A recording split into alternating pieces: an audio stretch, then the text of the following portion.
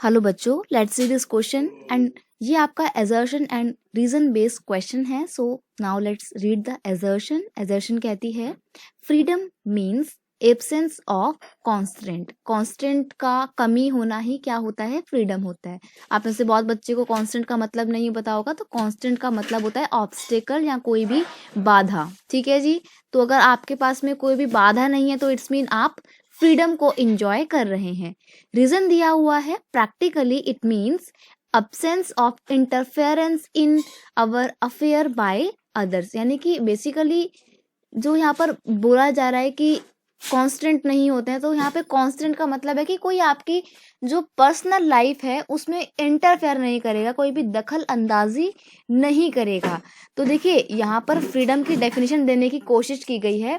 तो एजर्शन और रीजन दोनों बिल्कुल सही है, और रीजन जो है वो एजर्शन को ठीक से एक्सप्लेन करता है. राइट. तो हम यहाँ पर बात कर रहे हैं फ्रीडम की. क्वेश्चन का की कॉन्सेप्ट है फ्रीडम. राइट. तो फ्रीडम का मतलब क्या होता है? देखिए, right to freedom is a fundamental right. ये एक तरीके का फंडामेंटल राइट है, मौलिक अधिकार है, which gives citizen basic freedom with respect to speech and expression. यानी कि ये एक वो बेसिक फंडामेंटल राइट है, राइट टू फ्रीडम, जिसमें सिटीजन को अधिकार मिलता है कि वो अपनी बातों को खुलकर एक्सप्रेस कर सकते हैं. उनको स्पीच का और एक्सप्रेशन का अधिकार मिलता है.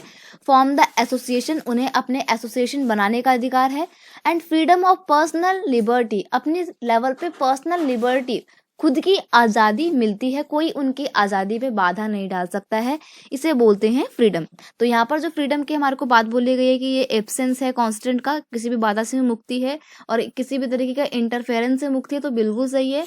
एजर्शन रीजन दोनों बिल्कुल सही है, और रीजन एजर्शन को सही से एक्सप्लेन करता है. सो ऑप्शन ए आपको बिल्कुल सही आंसर हो जाएगा कि both A and R true and reason is the correct explanation of A. So option A is your final answer. I hope you understand it well. Best of luck.